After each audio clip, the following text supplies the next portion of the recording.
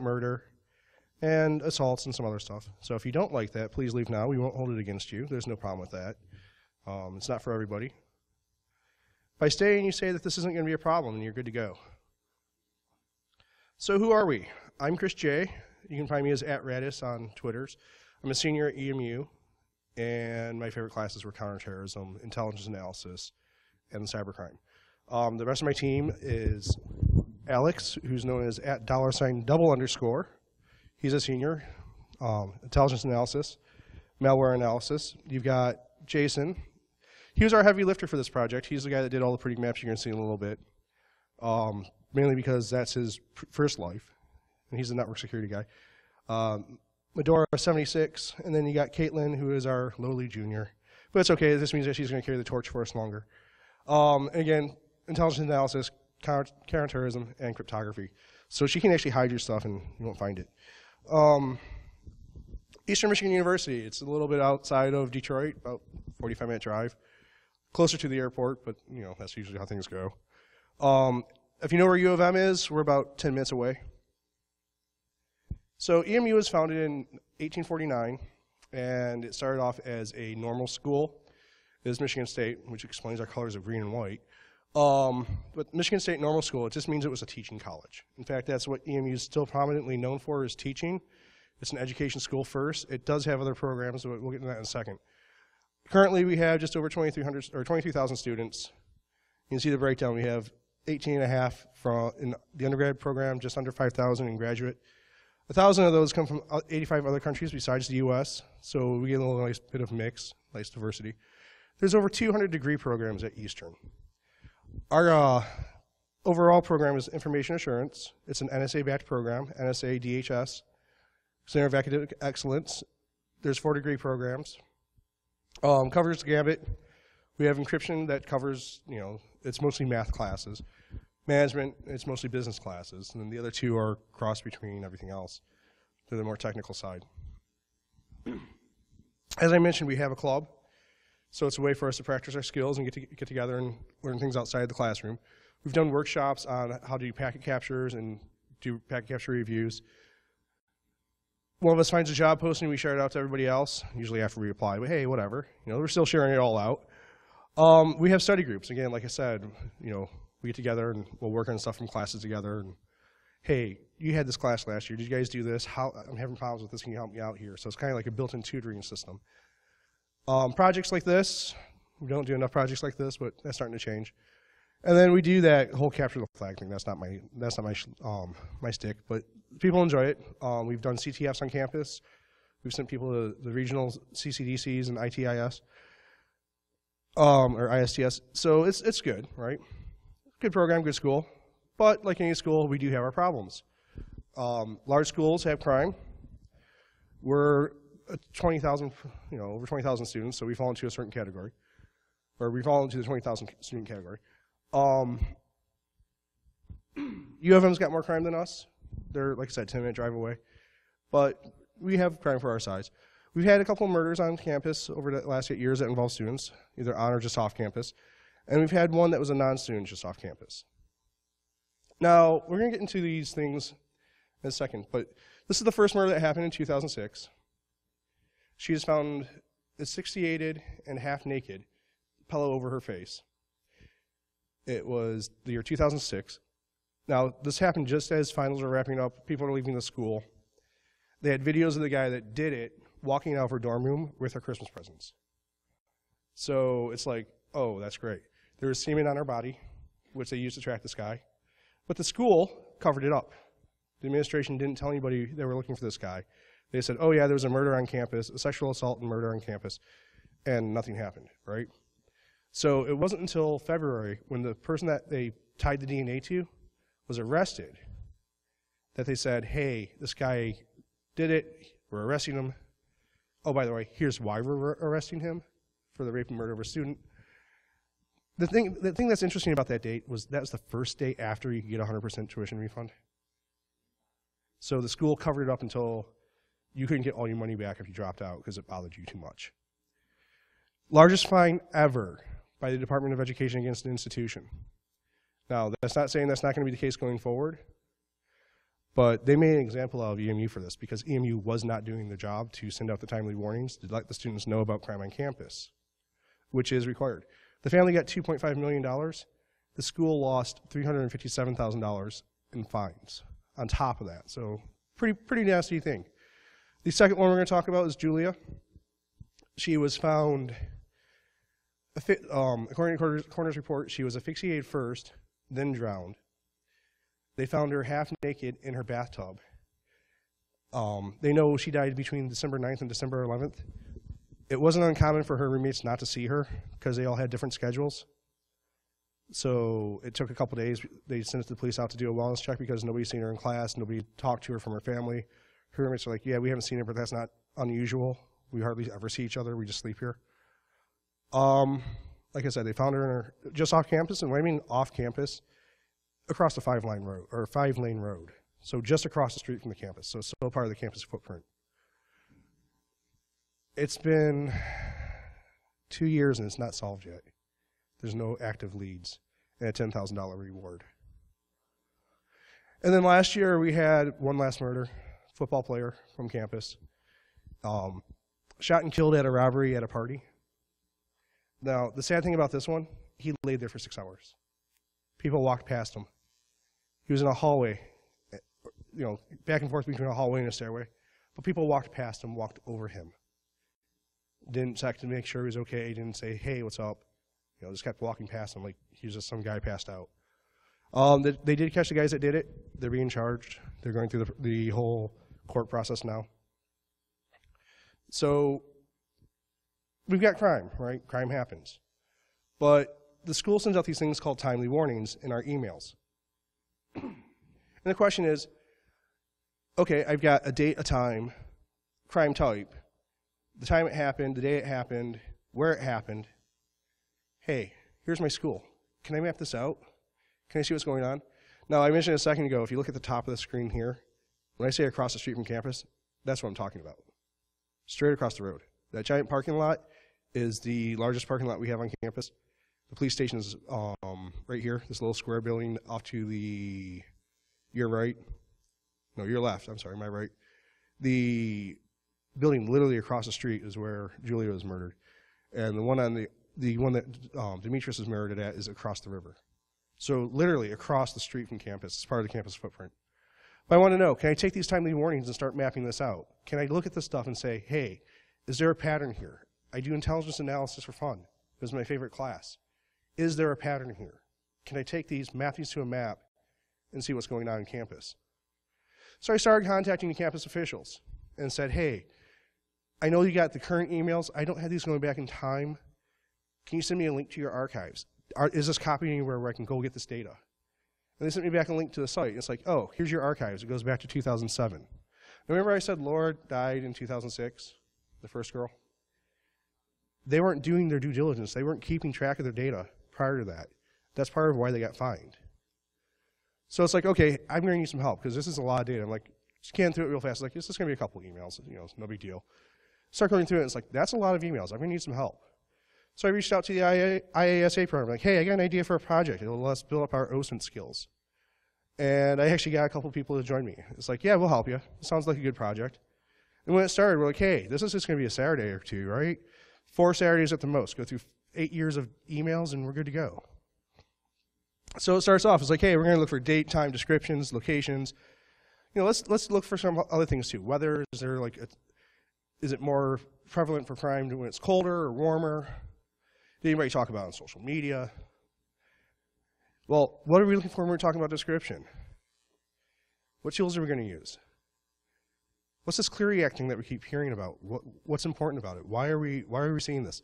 Why are we seeing this thing called timely warnings and a daily crime log? What's the deal with that? Wait, policy and compliance, there's 2 different things here?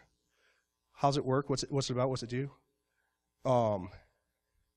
EMU's changed its name from the Clery Act to the EMU Campus Security Act. What's going on here, right? A little bit more data. It's like we're starting to ask more questions. We're seeing our data is actually starting to drive our research because we're getting information that doesn't match with what we were looking for to begin with. It's getting bigger and bigger and bigger. And then while we're talking one day, we're like, okay, well, Demetrius Reed was murdered, blah, blah, blah. we've got this in the timely warning. Here's our data for that. Let's map that out. Let's put that into our Excel spreadsheet. Here's our locations. Here's our date. Here's our time. And the comment comes up, it's like, wait a minute, in the news they were talking about 2 rapes on campus. Where's the contact for that? Where's the information on that? Now, we're going to cover why that wasn't talked about in a few minutes, but it's like, there's other crimes going on campus that we're not getting timely warnings about. Are these timely warnings? We're sitting here scratching your head. Are these timely warnings not all the crime on campus? What's going on here? So we go back to the original source, and it's like, oh yeah, here's all the crime data. You've got EMU daily crime logs. You have the city's daily crime logs. You have the timely warning / safety notices. You have an annual security report, safety comparisons of the other schools, a fire log, because they have to track all the fires on campus. There's a map that shows the crime for the last 60 days. And that's one of the things about the crime logs. They only go back 60 days. So it's like, okay, what's this Cleary thing that we keep hearing about? Why is it important? Well, it turns out it's important because of Jean Cleary. Why is it important? She went to Lehigh University. She was murdered in 1986. Okay, so we're talking almost 30 years ago now at this point. Unless my math's a little off. No, 28 years. So what's going on here? She was murdered in her dorm room. Why is this important? How does this girl getting raped and murdered in her dorm room tie into a federal law? And we look into it a little bit more. It was a case of the person that did it first walked through 3 doors that were supposed to be locked that people had propped open.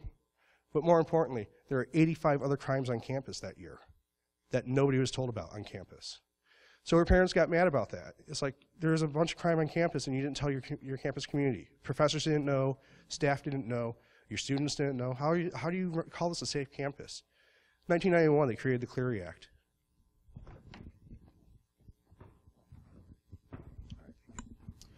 All right, my name's Alex Heath, and I'm going to tell you a little bit more about the Cleary Act.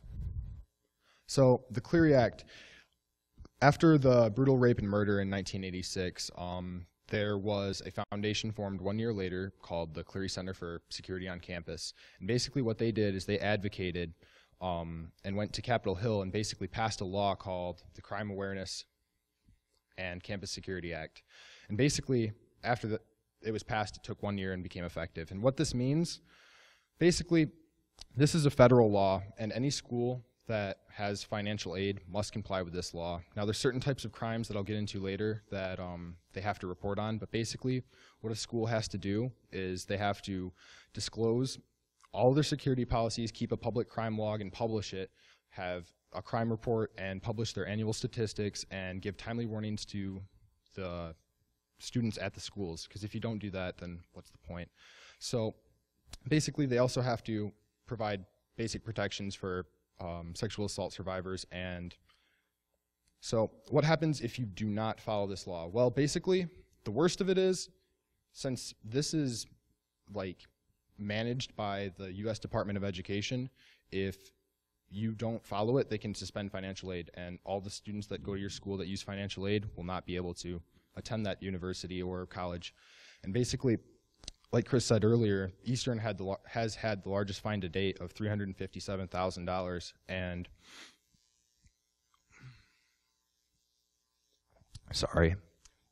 and basically you can get nailed up to $3,500 or $35,000 rather per violation. So the types of crimes. Right here's a list off of Eastern's website. We have 2 students that actually took the training and have become Cleary certified from Eastern's website, and here's the list.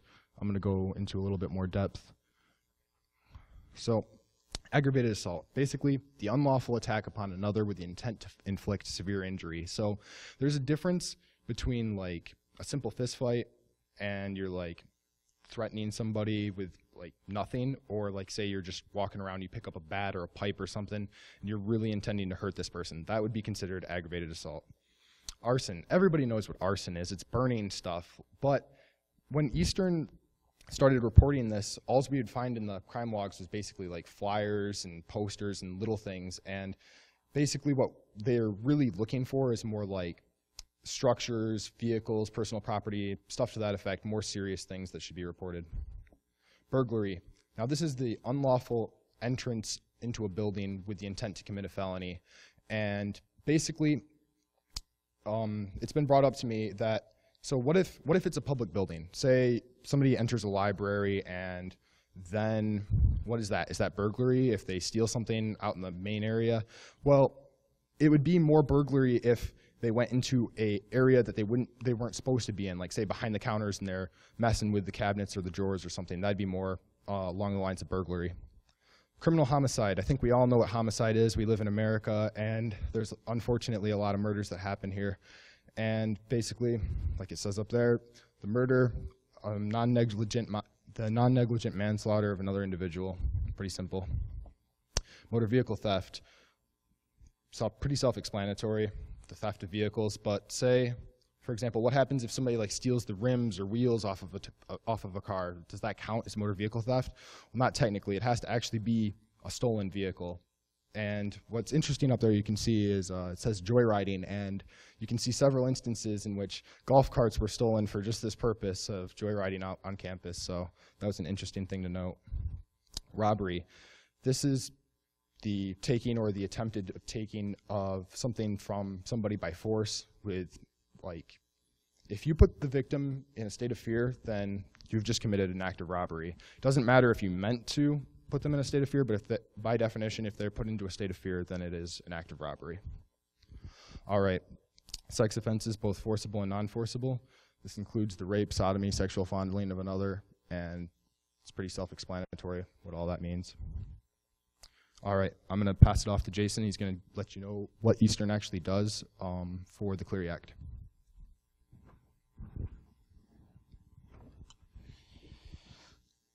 Okay, well, we've already talked about most about what the Clery Act does and what's required by it and what it has to produce every year as far as the annual security report, crime statistics, timely warnings, and the emergency notification system.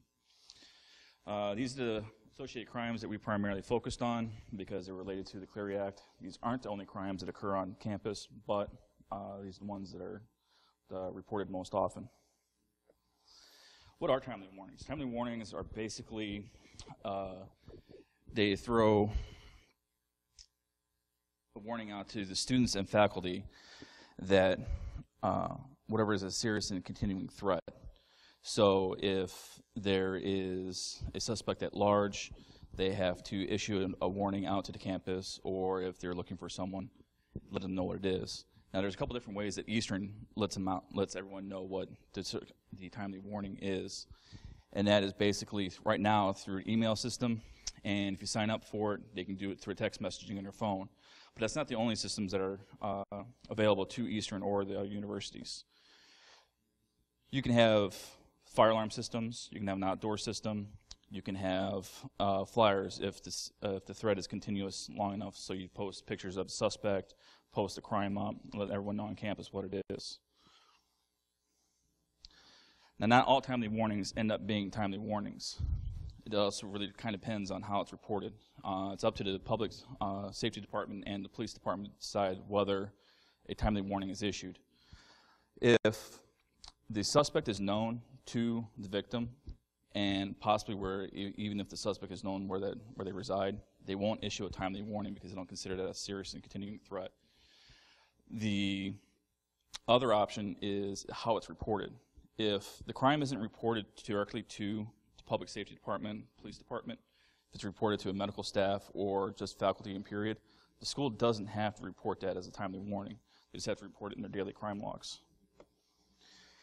So as mentioned before, the daily crime logs basically have to have date, time, physical description, composite sketch if necessary, injury to the victim, and a message notifying the community to exercise caution. Here's an example of one of the timely warnings that we received actually earlier this year. Here's a blow-up of it. It's from April 4th, 2014. You can see it's an armed robbery. You got your description of the location where it's at. You got the description of the crime, and the victim could only give a slight description of the suspect.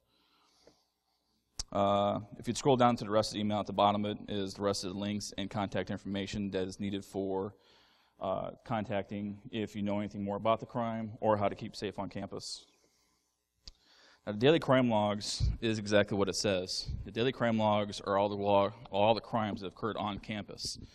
The schools are required to search 60 days of it and post it online. But if you want anything else beyond that, you can actually get all of the records if you need to, which is exactly what we needed to do. So when we found out there was only 60 days worth of information, Chris called up the Department of Public Safety and said, hey, we'd like to have all your logs for all the way back to 2007 of the daily crime logs. They said, sure, no problem. 48 hours later, they gave us this stack of stuff here. All hard copies of Excel files. Great. This stack's about 3 inches deep of all the different years. So we figured, okay, how do we deal with this? You know, we got to get this information usable somehow for us. So we went ahead and said, all right, we can scan it all back in, run some text recognition software on it, pull it out, make it searchable, make it easier to use, hopefully try to put it in our master Excel file. Well, it's scanned in okay. That's what you see at the top. At the bottom is the result. Not so much. Didn't work too well. So we had to go back and do it manually. So we went through, found all the Clear Act crimes that we had to go through for all the years. We divided the years up, multiple ones per person, and pulled them all out and manually put them back into the Excel file to make it usable. This is an example of the daily crime log that you'd find on the website. The top portion of it there basically just describes what a daily crime log is. The link that you can get to Ypsilanti's daily crime log also, and that they only let you have 60 days of search. At the bottom of the screen, you have the actual search button that you can choose the date you want to choose. When you click that, you actually get the description of that particular day. So you get your case number, nature of the crime, stuff like that. Eastern also puts up a crime map. It's a pretty map. Has the outline of Ypsilanti, has the outline of the campus in green. You can search any 2 crimes at once. Even has a search date. You can actually zoom in. So on the left, you get the search dates at the top. You can either search Ypsilanti's crime log or EMU's. And then when you do search, you get little pop-ups on the screen to the side there showing where the actual crimes have occurred and type of crime. And if you click on it, it actually gives a description of the crime. One minor problem with this: it doesn't work. It stopped working March 3rd. You can't search it, you can't use it. So, for whatever reason, it's not working now. Doesn't help us any. So we said, okay, we can do that. So we decided, 60 days is enough for us. So let's just put all 7 years in and see what happens. See what kind of information. Does it show a pattern? What does it look like? So we went ahead, put all the information in. Let's see if I can put this up here. Making too much noise. And then, nope, wrong one. Yes, good. All right, so we combined everything down into here where it says EMU crime map. So we broke it down. You could do crimes by type or crimes by year. Further you drill down, you can break it down to which type of crime do you want to see. Do you want to see aggravated assault, arson, burglary, what have you? You could even go so far as find out which level of criminal sexual assault was done, or even by year. So, for example, when you click on this, all the criminal sexual assault for the campus and the past 7 years pops up. And you can actually zoom down in, and you can find different stuff. Even click on the one you want. You get for this particular crime, there was both a daily crime log and an actual timely warning. So when you click on both of them, you get both information. So this one was a first degree. She was actually raped multiple times in the same night. This is a particularly nasty one. And that was in 2007. Let's get rid of that one. Again, one of the biggest crimes on campus was burglary. 2007 was particularly nasty too. They had over 183, I believe, burglaries on campus. So when he breaks out, it's pretty much there wasn't a building on campus that wasn't affected by this. So when you go by crimes, Here's all the crimes for 2007. And it breaks out, pretty much covering the entire campus. You zoom back down. You come into the dorms. These should be the freshman dorms that we're zooming in on right here. Click here. Freshman dorms are busy. Lots of crime in freshman dorms. Nothing too shocking there. Kids are young, kids are dumb. They like to steal stuff. Another one over here. Over here. So you get to give you a pretty good idea of what's going on. I think these over here in 2007, these towers here are the Siegel residence, right? Yeah. Not much crime going on here. It's not real shocking. So basically that gave us all the information, or a lot of the information that we had gathered together to put together some other additional maps that really show a pattern where the crime is at. And those, Katelyn will talk about, are heat maps. They give a really good, clear indication of where the crimes are all at. Let's go back to here.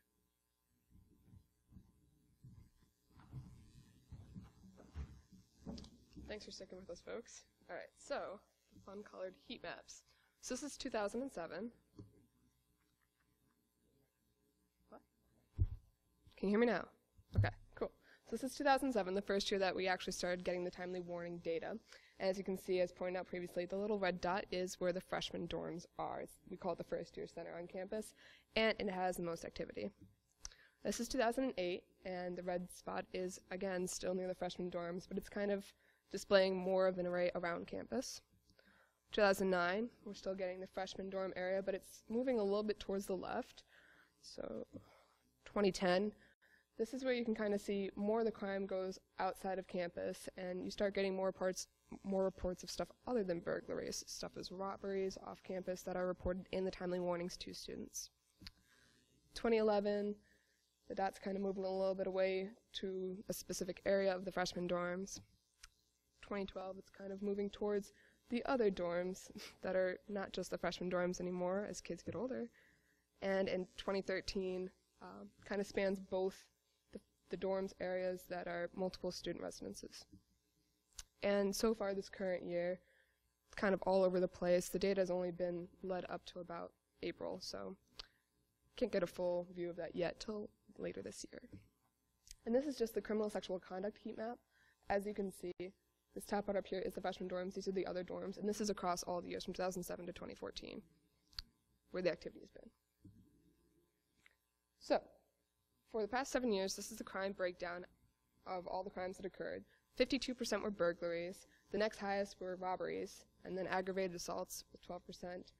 And homicide, it says 0% because that was less than 1% of all committed crimes over the past 7 years, but they were noted, and these are just the Clery Act reported crimes. Surprisingly, to some of us, Thursday was the day that most crimes occurred as reported, and the next highest was Monday. But when you consider that EMU is a high commuter campus, most students are only there Monday through Thursday, and they leave on the weekends, starting with Friday morning, since most classes are not on Fridays. So most crimes occur Thursday night before everyone heads off campus. We also noticed something interesting in the reports, that they actually acknowledged the false reports. So in 2010, there was one false report, which was an attempted armed robbery. In 2011, there were 3 false reports, 1 falsely reported burglary and 2 falsely reported robberies. And then in 2012, there were 4 false reports, 1 false home invasion, 1 false burglary, and 2 false robberies. And now to the Puffy Coat Gang, as it was affectionately called by our group. We noticed there were 3 real reports of a group of males wearing black puffy coats and vests that committed 2 armed robberies in 2010, and in 2011 there was a single individual wearing a black puffy coat that committed the window peeping act, and then there were 2 false reports, one in 2011 and one in 2012, that were supposedly 2 armed robberies committed by people wearing black puffy coats. And so what the group noticed was that this was possibly an incidence of individuals looking at the timely warnings, gathering data from it, and choosing to take advantage of the system that was presented. So Clery Act updates. On March 7th, 2013, the Violence Against Women Reauthorization Act was signed. And basically, a provision of that is the Campus Sexual Violence Elimination Act, SAFE. and it amends Clery so that by October 1st, 2014, coming up pretty fast, institutions must make a good faith effort to put in the new provisions, which were including dating violence, domestic violence, stalking, and creating a safe and positive bystander intervention training for any institution that receives federal aid. So what does good faith mean? It means being proactive instead of reactive in the systems, ensuring compliance first instead of waiting for something to happen, like rapes and murders, before different action takes place.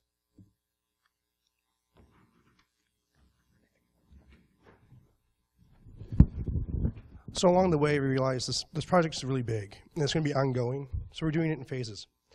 And this is the phase 1 checkpoint. This is where we've gotten to in phase 1. We've taken all of our data, we've mapped it, we've correlated it, we've started looking at what it's saying, we're seeing the patterns, we're seeing the heat maps. We've seen the changes on campus where they've put in police substations in the dorms. So we've seen the crime starting to move out of the dorms because there's now more of a police presence in them. So the police department's noticed this too, and they've started doing the work, right? But it's not completely perfect, right? We want to take this further. Next phase, we're going to the campus administration and police departments. We're going to start with the chief of police. We're going to schedule a meeting for later this summer, closer to the start of the school year. Say, hey, here's all the data that we've collected for the last 6 months. Remember I said in the beginning, we thought this was going to be a 4-week project, 4 Saturdays, maybe 20 hours total, 4 hours, 16, 20 hours. No, we're 6 months in and we're still going. So phase 2, like I said, we're going to go talk to we're going to go talk to the administration. We're going to say, hey, look, problem here before, we were fined over it. We're seeing problems again. What's going on? Here's the stuff that you need to actually have more help. We're not the only ones looking at this, and we proved that. We've got the false reports that are saying, oh, this group did this, or this group did that. You can see the similarities in the false reports to other crimes. So we know other people are reading these too. Next one is we're going to try to fold in the city crime map. So it's going to expand our scope area. Instead of just looking at the geographical footprint of the university, we're going to take this up to the full city because the 2 departments are now working together because of the amount of crime in the area. Eastern is the whipping child of all the news agencies in Detroit. Anytime there's anything that's gone wrong on campus, it's usually EMU. Now, the sad part there is U of M has way more crime than us. But they're U of M, so nobody talks about it. So we're going to start folding in our city maps because our campus police department and our city police departments are now working together as a larger unit to cover more area and try to keep the campus safe. Going forward, we want to make this an ongoing project for the IASA. We want our students to be able to build their skills after taking their Intel classes. We have 2 that we have 2 that half of us have to take. If you're an applied student, you have to do both classes. If you're a management student, you have to do both classes. Otherwise, you just have to take the one. And it's just an intro critical thinking class. But it gets you started doing the stuff. And if you want to build your skills from there, we've got a way for you to do that, which is something that didn't exist before this project started. We're going to teach them how to track these things. We're going to show them this is what you need to look at. This is where you need to go. If they add more things, you need to expand this list. From there, we're going to try to improve. From there, we're going to try to improve the framework. We're going to try to make it so students at other schools can do what we just did. We want to start seeing this as a much larger project. We want to start seeing other schools do this. We want to know what the crime is at other schools. Hopefully we can find a way to make it publicly accessible and start correlating between the universities. So we can have student groups at universities working together and having a nationalized map that shows all the crime at all the campuses on maps, like what we did with Google Earth, like we did with the heat maps. So have something that you can drill down into at each location just to say, okay, here's crimes on campus, here's how it works, here's what's going on. Here's what I need to do to protect myself. This is the stuff I need to go talk to my administration about. This is the stuff I need to talk to my students about if you're a professor. Stuff I need to go talk to my classmates about if you're a student. Make them more aware, make them more informed. But try to do it on a much larger level than just one school. Thank you for attending. Questions? Yes.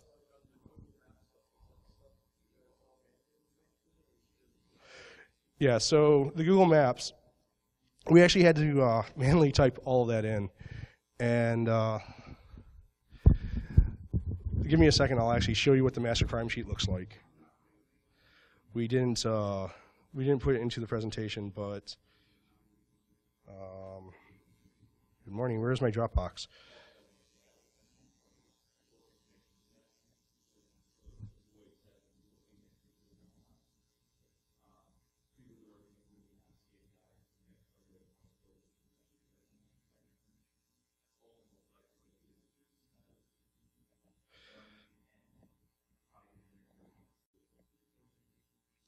So you saw what the original emails looked like.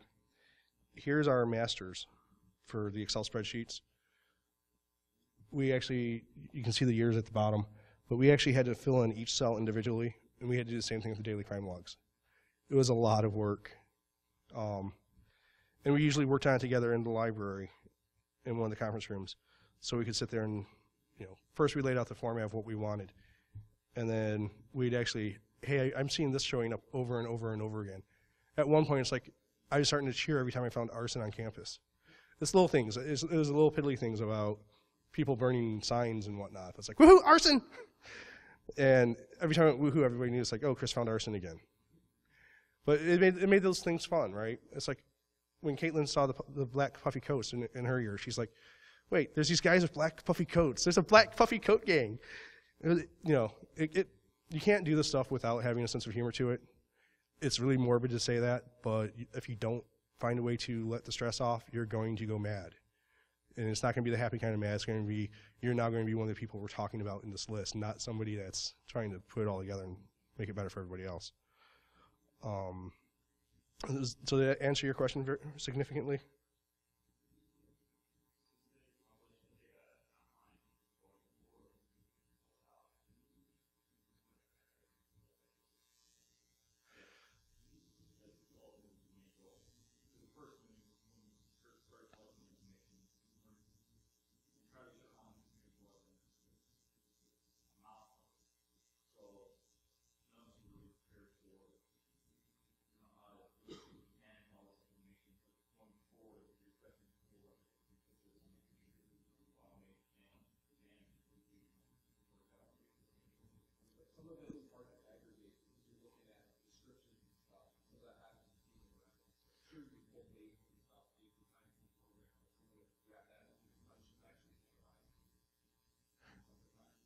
So just to summarize everything that was just said in the background, since not all of us are mic'd, is there a way to automate the searching process? Is there a way to make it much easier to enter the data?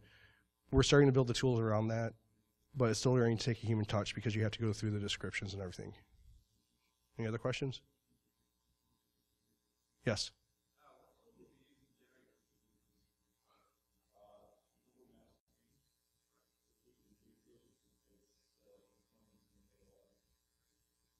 So the question was, how do we generate the heat maps? We use Google Maps Fusion and use their tools to do it with.